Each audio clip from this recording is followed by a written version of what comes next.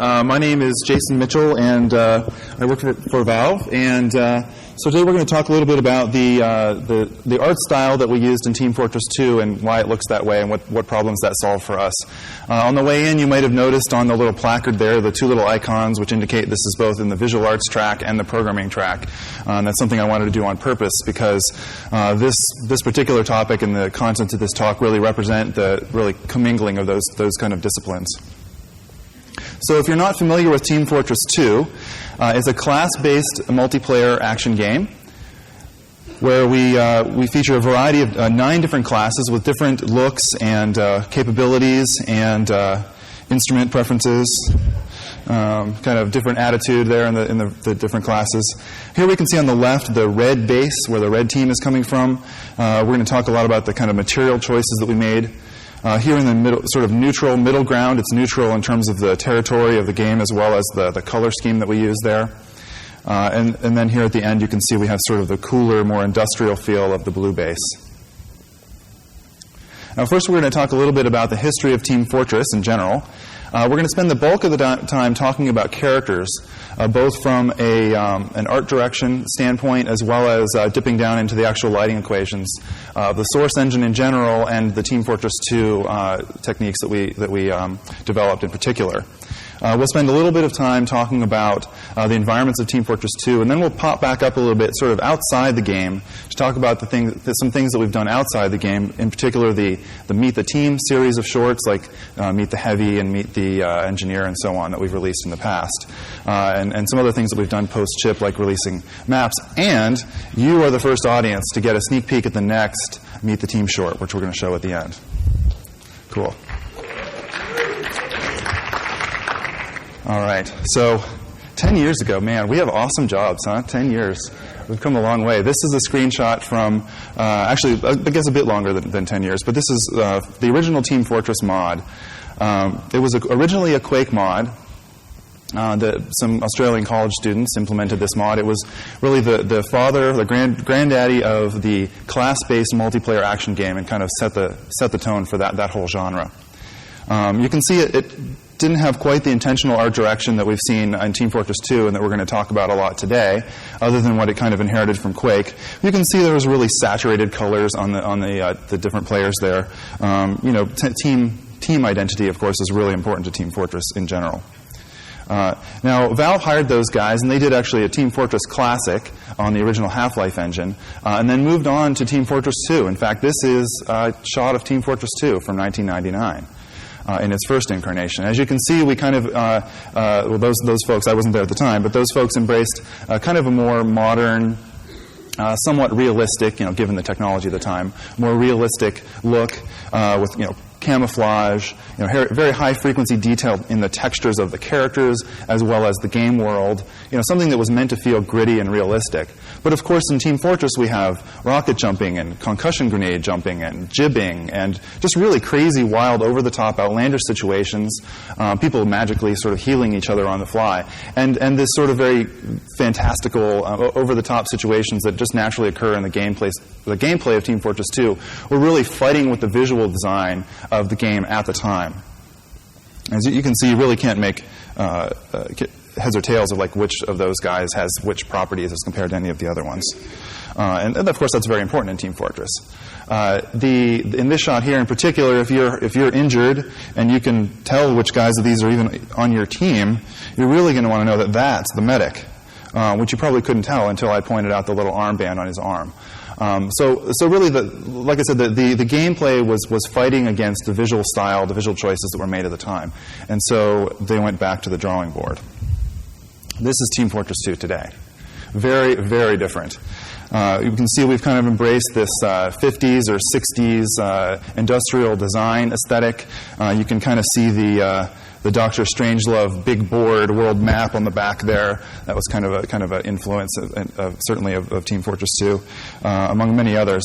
The classes are very distinct, very different from one another, a variety of different archetypes and pretty wild attitudes that kind of match the over-the-top gameplay that you're familiar with already.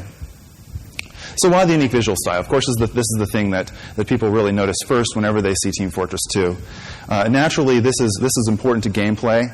we can communicate very easily to the user that the heavy weapons guy has, say, more hit points and is slower and deals more damage by him just being bigger than, the skinny little scout, because he moves fast, but he's probably a little weaker. And we can communicate these kind of properties to people very quickly by just designing characters. But we design them very clearly as a set of characters as well, not just as individuals. And that's really crucial to the readability, because you spend a huge amount of the game identifying and making decisions based upon what you see amongst the other players that are in the game with you. And of course, it doesn't hurt from a branding perspective that you're not going to mistake a screenshot of Team Fortress 2 for any other game. Now, as I mentioned, a player is constantly, running around at a very high pace, high speed in the game, very frequently identifying other players in the game and making choices based on the choices those players made. So we think of that process that they go through as kind of a three-stage read hierarchy. The first, most obvious, is color. Is that other player that I'm seeing red or blue? Are they on my team or the opponent? Are they friend or foe? What should I do based on that? And we've been very specific in our color palette choices. The image that you see in the top right of the slide there, it's not really meant to represent anything, so don't try to interpret that as some abstract thing that has... It's really just a color palette with some different swatches. You can see that it's symmetrical. There's kind of a line of symmetry down the middle of the image, where the left and the right are symmetrical, and those colors are analogous to one another across that line of symmetry. And we pick very carefully. We're very specific about how we pick from that palette to design the texture maps for both the individual players, the characters in the game, as well as the environments that are associated with the different areas of the environment that are associated with each team, like their bases.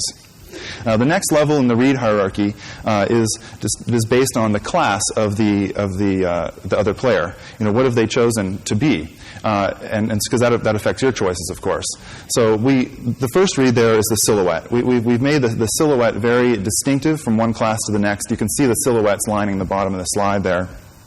They're just black outlines on white background. You're just strictly seeing silhouettes.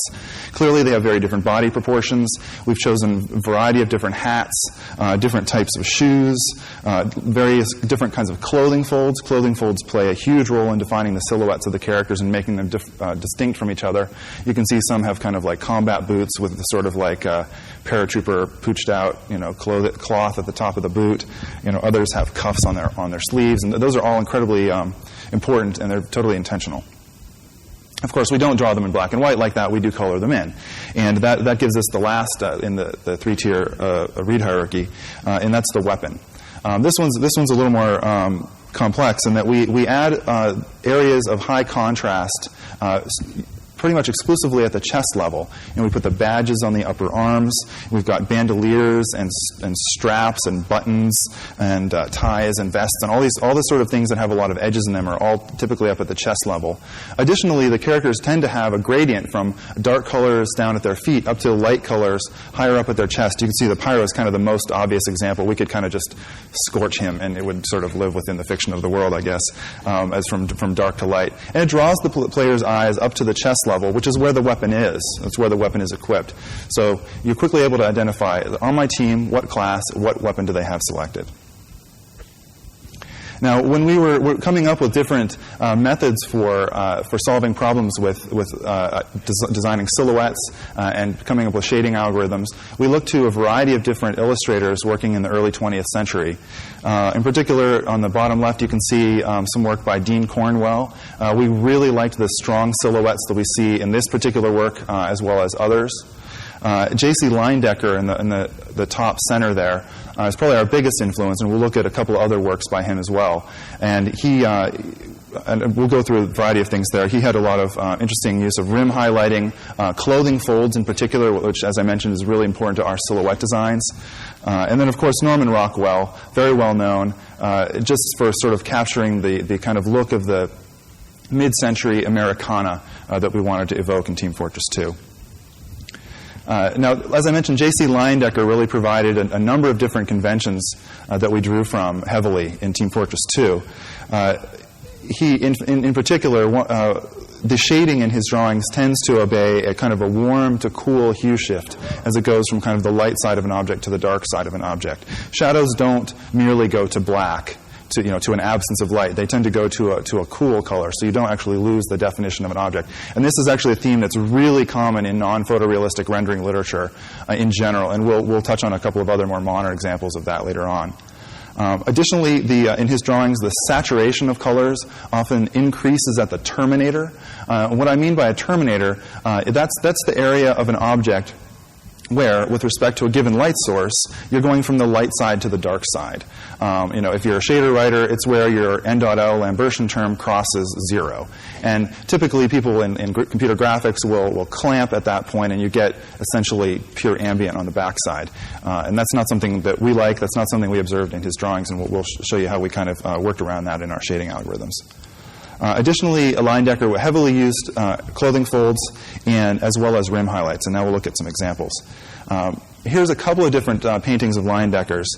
In the one on the left-hand side with the football player and the pilgrim, there's a really interesting example of clothing folds there that I like to point out. On the elbow, I guess the screen right, the left elbow of the football player, he has kind of this compression fold. His sleeve is kind of up a little bit, and you have this compression fold right around his elbow. That provides sort of a nice way to give an interesting silhouette at that point. And another thing, too, if you think about what that football player's arm looks like from another angle, it looks basically also like that. You kind of get this compression and interesting silhouette from clothing folds that's symmetrical. Because, of course, in our 3D games, we're going to have players looking at each other from a variety of distances and directions all the time. So to the degree that we can design silhouettes that sort of hold up under rotation and we can still retain that goal, that ideal there, that's a good thing. And so we really use that in a lot of places. As I mentioned, he was fond of using rim highlights. And here's a neat example from an Aero Collar advertisement, also from 1929, in which he's kind of placed a sort of a virtual or a green light in the back of the painting. The man and the woman in that image are on this black background. You can't even see the edges of the man's tuxedo against the black background. But you can see the shape of his face on the left-hand side of the image. There's kind of a green light placed behind that's just coming at a grazing angle and defining the silhouette of the side of his face. Likewise with on the hair of the woman and on the shoulder and upper arm as well. So we can get an interesting outline without actually outlining with any kind of a dark outline technique. When people think of non-photorealistic rendering, they sometimes jump straight to cell shading, which TF2 is certainly not. And one technique that typically is used with cell shading is like a dark outlining, and that's something that was just never even in the cards for Team Fortress 2 at any phase. So we like the idea of being able to use rim highlights to emphasize silhouettes without resorting to something like an actual outlining. And you can see here as well on these young boys that are swimming here. I think there's kind of meant to be a couple lights in this scene, but there's one sort of to the upper left-hand side of the sun. And the terminator, again, is the place where the sun kind of goes from being front-facing to sort of back-facing on, say, the legs and arms of the boys there. And you can see they get sort of a saturated red along those contours there, which is nice from an illustrative standpoint. It also kind of makes sense also if you're familiar with subsurface scattering. That's kind of a natural property that you get with skin. You get a kind of reddening at that point. All right, so to further emphasize the utility of rim lighting, I want to present kind of an interesting example here. This particular frame is sort of an early production still from the Meet the Heavy piece. So we've produced this series of Meet the Team pieces to kind of introduce the sort of the characters and a little bit more about them. In the Meet the Heavy piece, we were kind of just doing some basic blocking. You can see he's a little blocky and simple here at the moment. And we have on the team that was working on this an illustrator who was kind of doing some different lighting treatments, trying to think of ways that we can kind of sweeten this image. And he went ahead and did this to it in 2D. So he just painted right over top. This is really just a 2D technique. So this is, again, just a simple screenshot when we were in kind of early production on that piece. And then he went ahead and painted over top of it. Something that he's just naturally trained to do because he's an illustrator really has a lot of power. It pops the heavy out. He's kind of got that hero look. It's really simple. And as soon as I saw this screenshot, I immediately went and was starting to write shader code because I knew we had to have this. But before we get into sort of the shader, the deeper shader algorithm stuff, I want to talk a little bit about character creation, kind of at the high level, kind of the process that we've gone through for Team Fortress 2. we're going to sort of go through this multi-step process here. So first of all, a little quiz. What is that? Okay, good. So silly example, obviously, but it's orange. It lacks interior detail, but it was very clear to you what it was. It's a silly example, but just to emphasize the importance of silhouette, and in fact, that's where we start.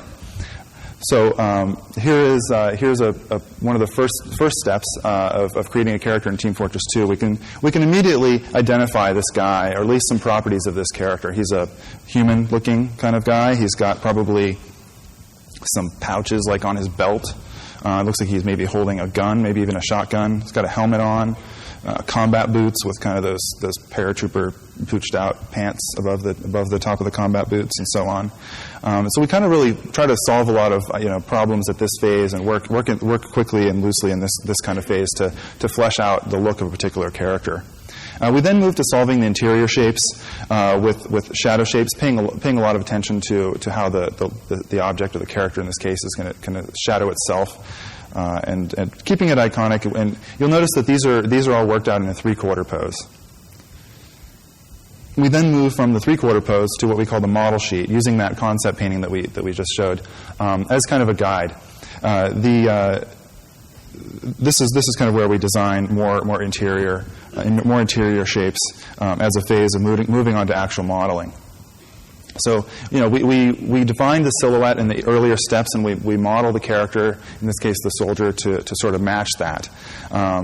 And we're really modeling with character in mind. You'll notice that he's not in kind of the T pose that you see in a lot of cases, and he's not in some kind of rigid pose that he'd never actually be in. He's got a little weight to him. He's got his shoulders back and his chest out. Like this is the soldier kind of already at this phase.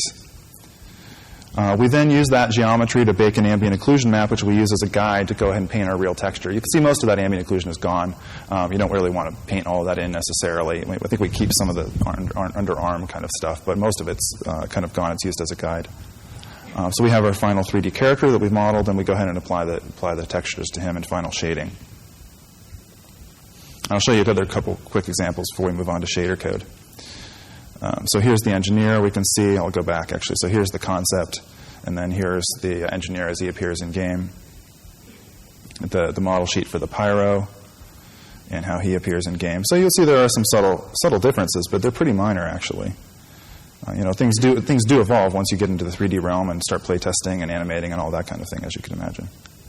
All right, so we're actually now going to move on to a little bit more technical stuff before we kind of go back to world shading and then move on to looking at the Meet the Team series. So we're going to dip into a little bit of previous work in non-photorealistic rendering, and talk about how we adopted some of those techniques in Team Fortress 2. There's a few examples we'll cite. Probably the most notable is Gooch from 1998. They use hue and luminance shifts to indicate surface orientation. This is a blend between warm and cool colors, and this is based on the unclamped Lambertian term. This is what I talked about earlier with the Terminator. I described the region. You have a region of an object that's facing toward the light. You have kind of a crossover point where you go from facing toward to facing away. And the Lambertian term in lighting math can kind of tell you sort of where you are given a surface normal and the lighting direction. And due to this, in their case, they were concerned with technical illustration, so they kind of wanted to reserve extreme darks and lights for dark outlines or specular highlights that they had. So we'll look here. So this N.L represents our Lambertian term. This is the surface normal and the light vector dotted together. Now, typically, in a lot of lighting algorithms, you have part of that that's above 1 or above 0, and part of it's negative, and people will often clamp that off. And so the part that's below 0, that's facing away from the light, you just sort of fill in with a gray constant ambient or something like that. So if we look in the left-hand column of those series of 3 spheres that are lit from the upper right-hand side, you can see what's happening there. The light coming from the upper right affects the sphere on the upper right-hand sort of hemisphere, but on the back you just have this flat gray. You have no sense of shape or shading on the back half of those objects. With gooch shading on the right-hand column, they blend between a sort of a cool and a warm color, and so you never really lose a sense of shape or shading. And so that's what happens if you look back down at the math at the bottom. We've got our n.l. We scale and bias it, so we are no longer in the -1 to 1 range. We're in the 0 to 1 range. And so then we can use that as a blend factor between these two colors. And if you read the Gooch paper, you can sort of learn more about that. But that's basically just some, the cool and the warm colors with some, free parameters you can tweak to get this kind of a look. And so that scaled and biased Lambertian term is actually something that we've been using at Valve for ever, actually. This actually shipped in HL1 when we were doing vertex lighting. We called it half Lambert because, as you mentioned, or as you remember, we were scaling and biasing by 1/2. So it's we call it half Lambert.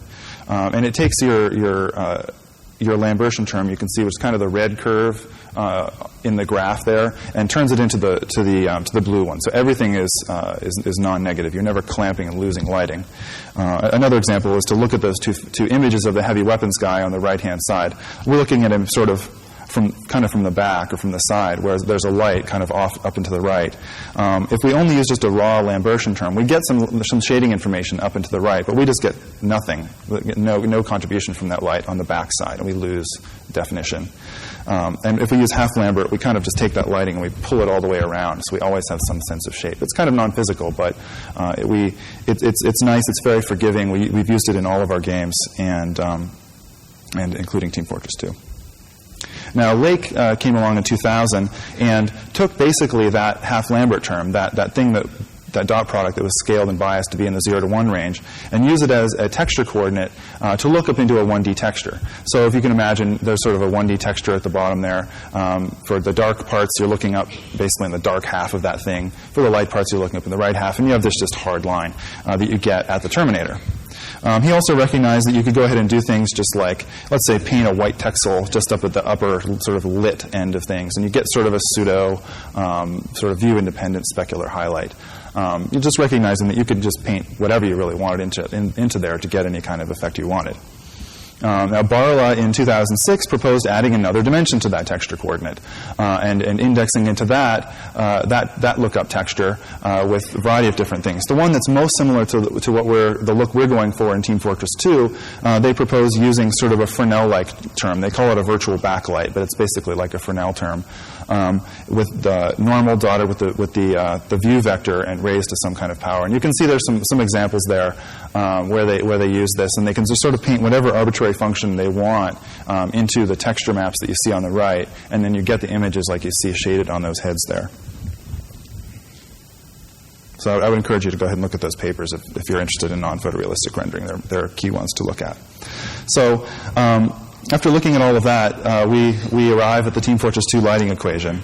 And this is really it. Actually, this is a subset of this is what we do in all of our games, basically. This is Half-Life, plus some additions we did for TF2. So we're actually going to sort of intuit our way through this, and I'm going to use a lot of pictures and go through it. And naturally, we're going to sort of divide and conquer. We're first going to talk about the view-independent lighting terms, and then move on to the view-dependent lighting terms. So for view-independent, we start out with actually a spatially varying directional ambient term. We use a radiosity solver to light our worlds, generate light maps. And we also create what's called an irradiance volume, so that we can actually, at various points around our environment, we can sort of sample what the bounce light coming into that area of space is. So even if we weren't to use, like, say, half Lambert, and we were going to just use like some kind of just basic ambient term, we would never really get that flat look on the backside because we have this thing to look up into instead. This provides our ambient term for us. We combine this with half Lambert in the Half-Life games and with the TF2 lighting in TF. So we've modified the Lambertian terms for Team Fortress 2, and I'm going to kind of go into that. So this is like the image that we saw before. This is kind of unclamped Lambertian, which we scale and bias to get into the 0 to 1 range.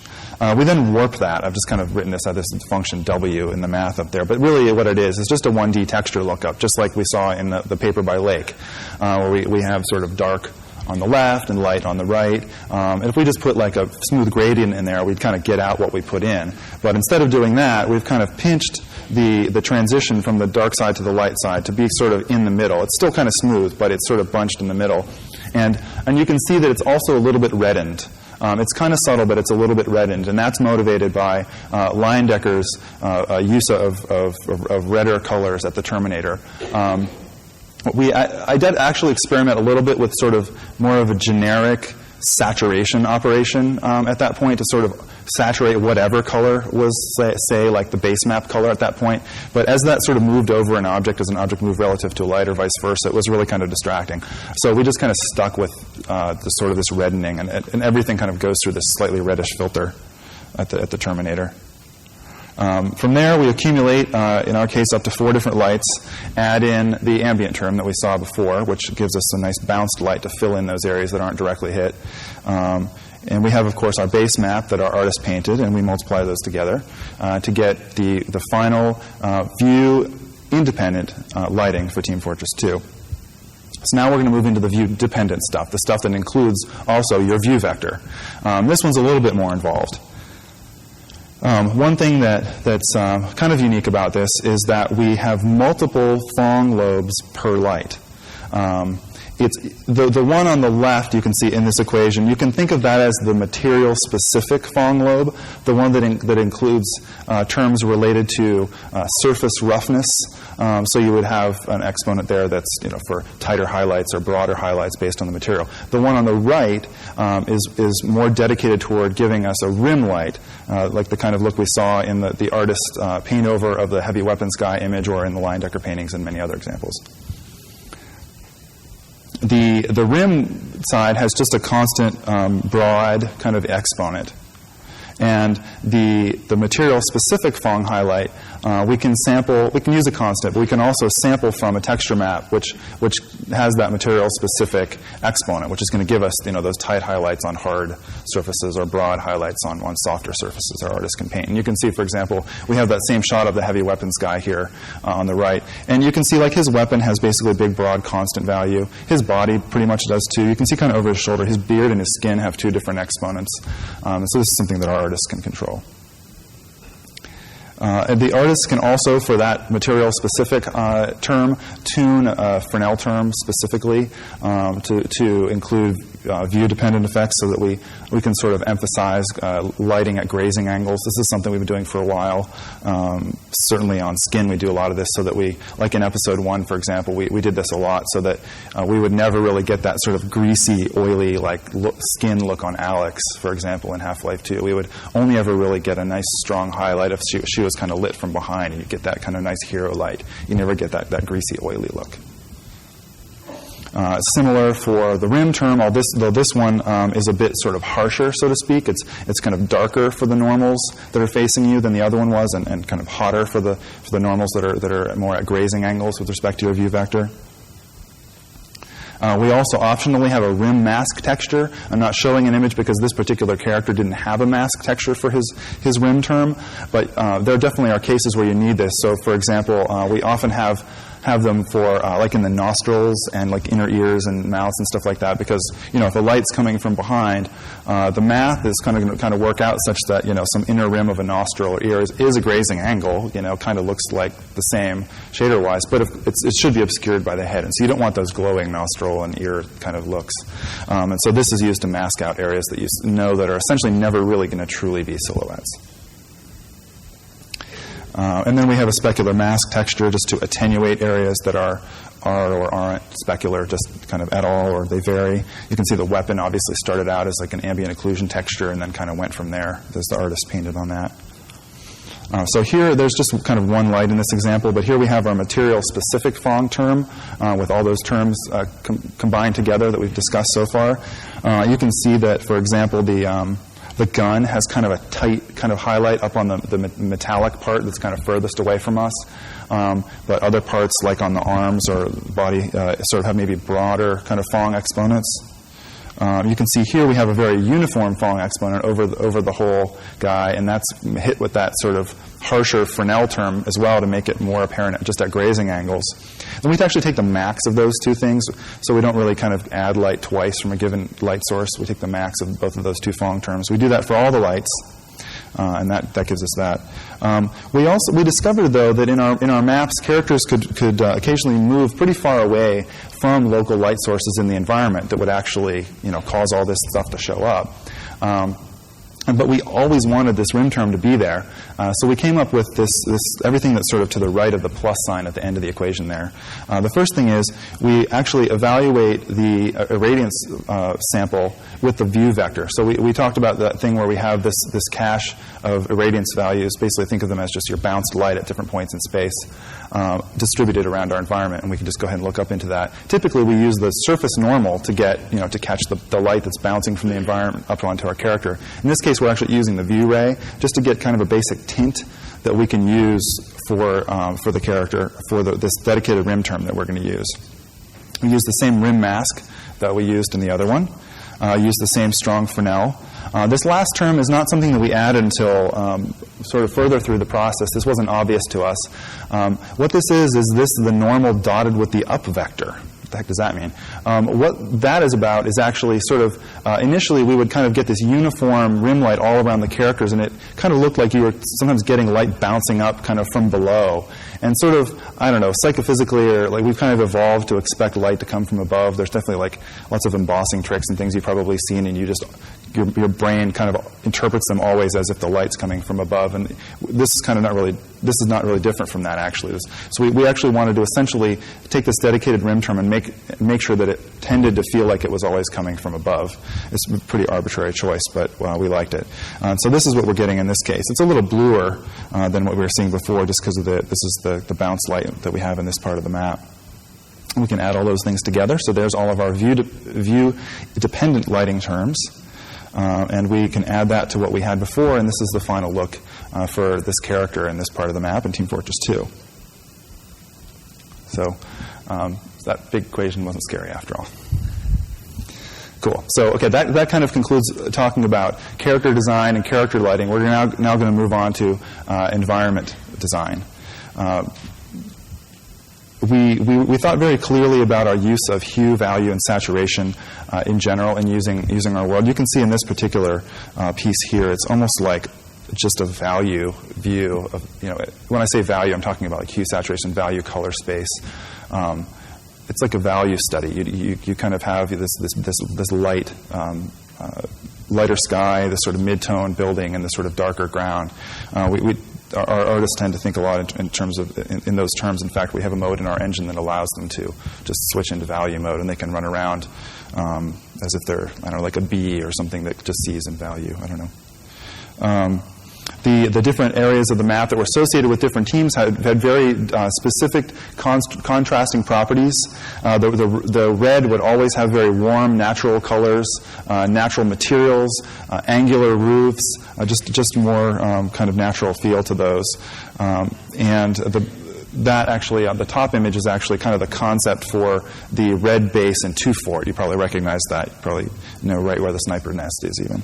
And likewise for the blue base that you see at the bottom there, it tends to have more cool colors, industrial materials, orthogonal. The roofs are flat. They're not pitched.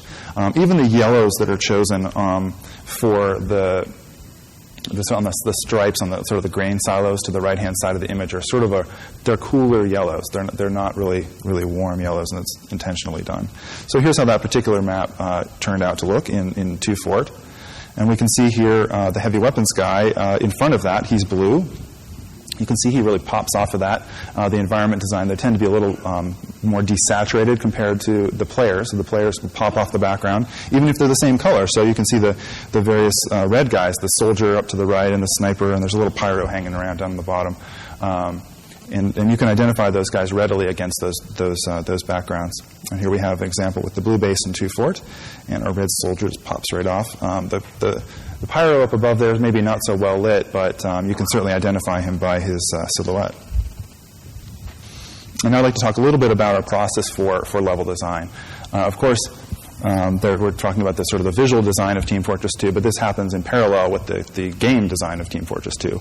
And so this is a kind of an early game screenshot when we were kind of nailing down gameplay concepts, being able to make big changes simply without affecting a lot of artist iteration at this phase of the game.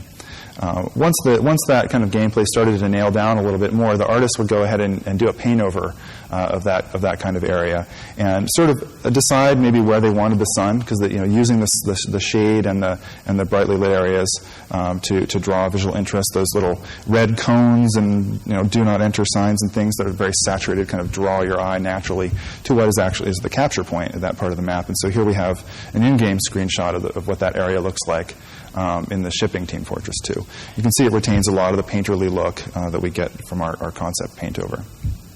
And a lot of ideas for the look of Team Fortress 2's environmental texturing came from Hayao Miyazaki. In particular, there's some nice examples in Spirited Away where the background plates, frequently in Hayao Miyazaki's work, feature big, broad, recognizable brushstrokes. We wanted this illustrative, painterly look to our worlds. We didn't want to, if you look in the non-photorealistic rendering literature, you'll often see cases where people will simulate paint or put brushstrokes on the screen itself, and that's not really the kind of painterly that we were looking for. In fact, even in cases where people are using real physical paint, they paint their brushstrokes as if they're in the 3D world. And if we look at this particular space here, we can see some other views of the other color plates from Spirited Away from different angles. In fact, if we look at the image on the right, we can actually see a brushstroke. He's kind of painted a pretty wide red brushstroke. We kind of measure its width. We can pick another brushstroke out further back on the wall. This wall is in perspective to us. And in fact, Miyazaki has foreshortened the width of that brush. He's made that brushstroke appear to be on the wall, not on the plane of the image. And of course, now this is something that we automatically just get in 3D game engine, which we're applying 2D texture maps to 3D polygons and rotating them around in perspective. And so I'll kind of go through some examples here. I guess the game here is to find a feature in the texture map that looks very like a big paint stroke, and then sort of find it in the 3D world. And you can see the big sort of rusty roof texture map that we have here. These are not from photo reference. There are no photo artifacts present in any of these texture maps. These are simply painted by artists that wanted to give the impression of those materials without bringing along any artifacts from the real world. Now here's some more examples of wood.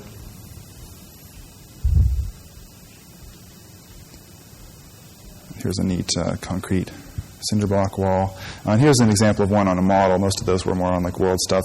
This one's a little more subtle, but there are some brush strokes on there. You recognize this one from Well, I'm sure. So that kind of concludes the discussion of our world texturing. And now I'm going to kind of actually pop sort of outside the game experience itself and talk a little bit more about the product, Team Fortress 2.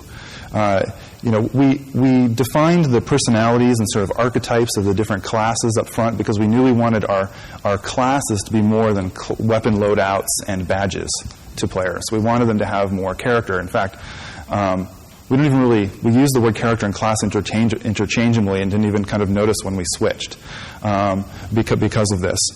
We used very consistent voice casting. In the game itself, there are these taunts and emotes, and there's a bunch of automatic ones that aren't even triggered by players. They're triggered by just game events.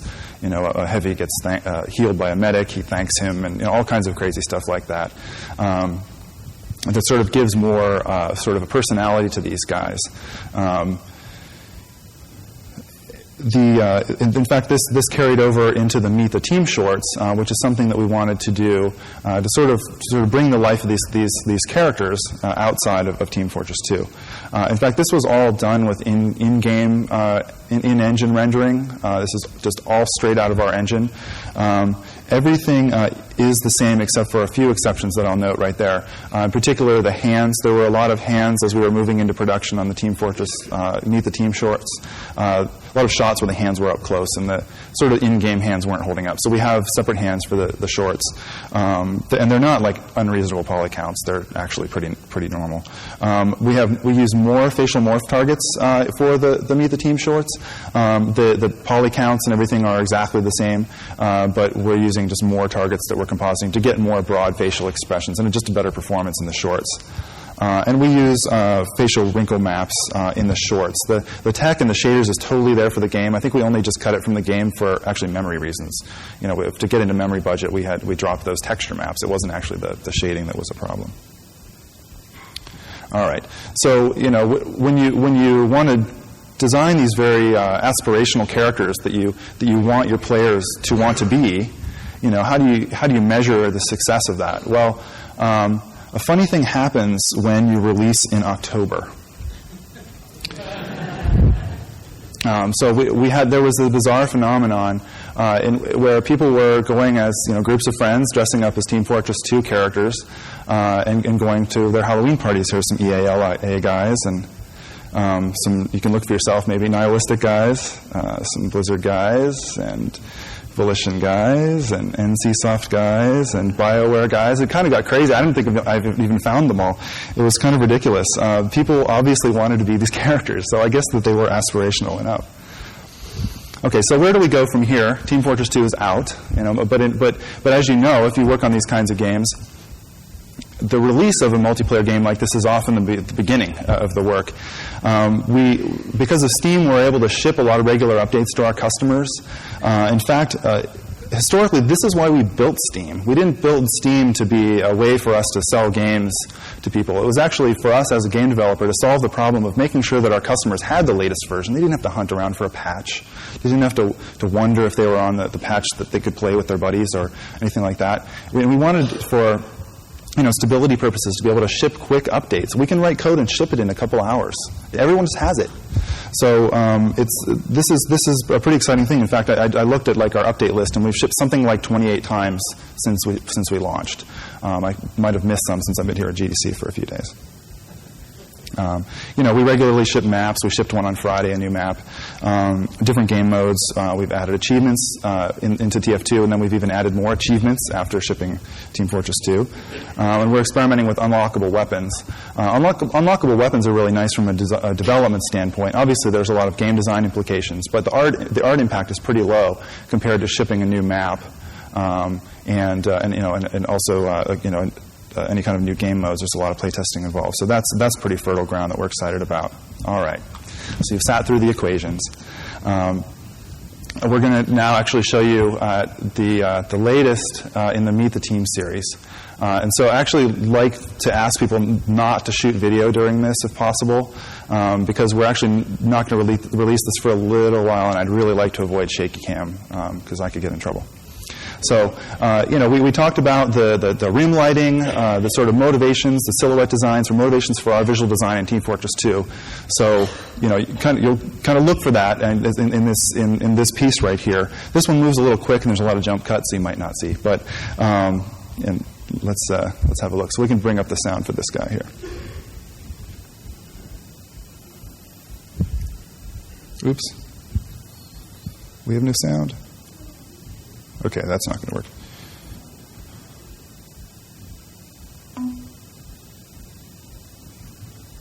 Yikes. Yeah, hold on. This might do it. Are people giving me advice? Oh, crap, sorry, thanks. You already know what it is, too.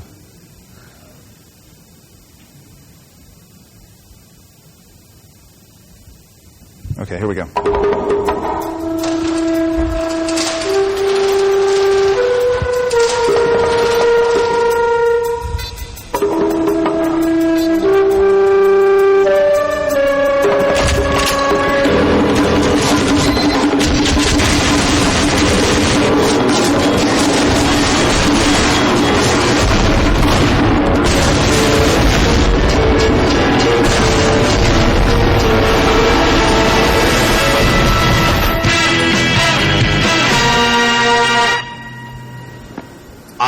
I don't even know where to start with you.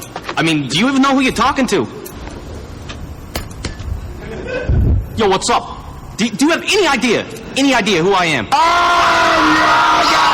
Basically, kind of a big deal.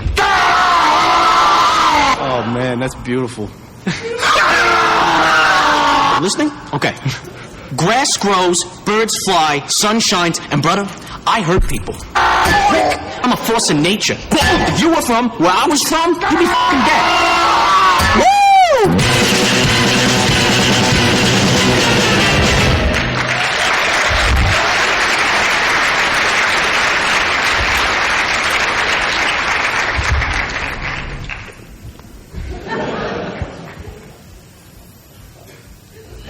Thank you very much. So in conclusion, we started talking a little bit about the history of Team Fortress, the franchise in general.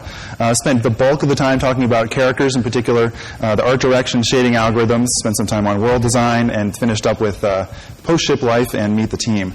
So I've got a couple of references here. You don't need to scribble these down. I'm going to put these online. We had a paper at the Non-Photorealistic Animation and Rendering Conference last summer, which is probably the thing to start with if you're interested in looking at more details on this kind of stuff. And like I said at the beginning, this is the art track and the programming track. I'm a coder by trade, but I've spent obviously a lot of time working with the art team on this particular piece.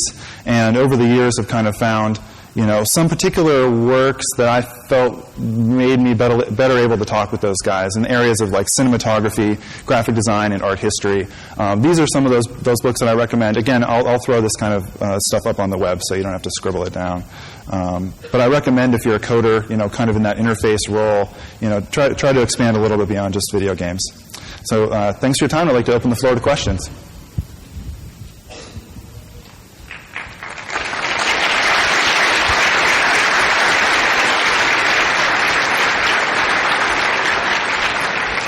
So we have a mic in the middle here. Yeah, go ahead. Hi. I first want to say I really appreciate the amount of effort and time you guys devoted to making art look good. I'm a concept artist, and I have so much respect for what you guys have done here. Thanks.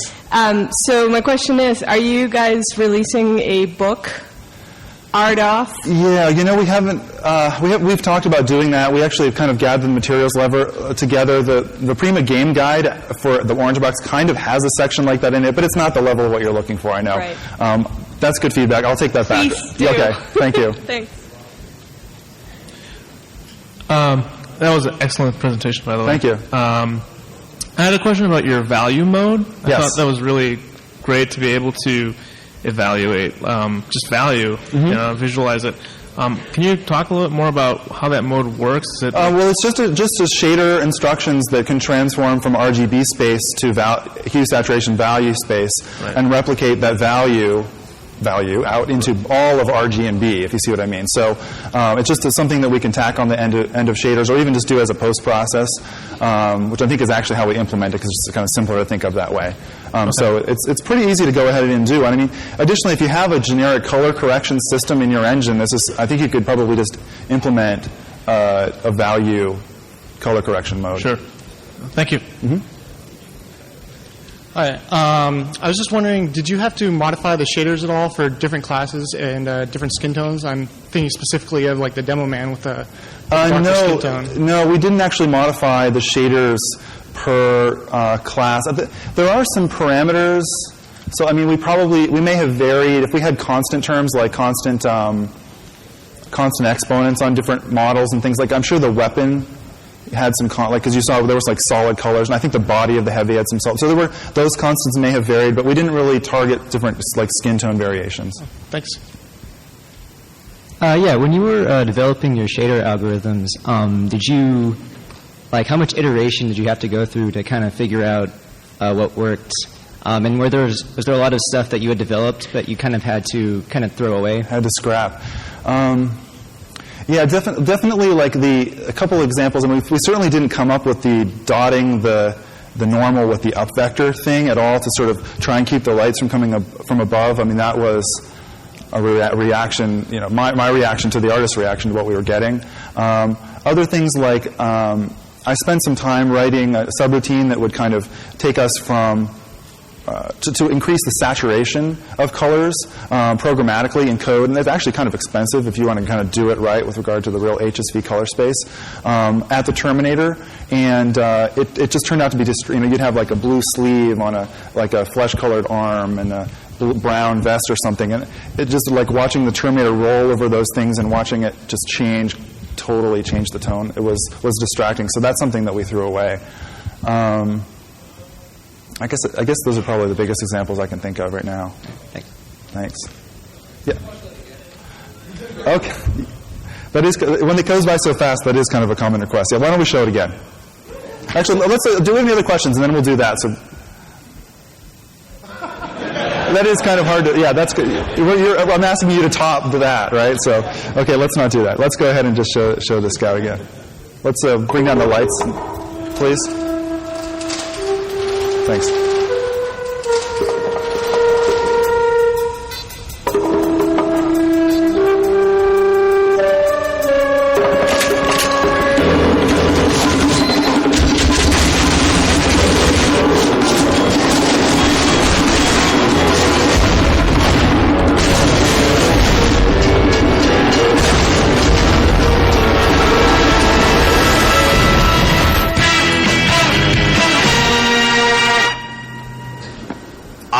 I don't even know where to start with you. I mean, do you even know who you're talking to? Yo, what's up? Do you have any idea who I am? Basically, kind of a big deal. Oh, man, that's beautiful. You listening? Okay. Grass grows, birds fly, sun shines, and brother, I hurt people. I'm a force of nature. If you were from where I was from, you'd be fucking dead. Woo!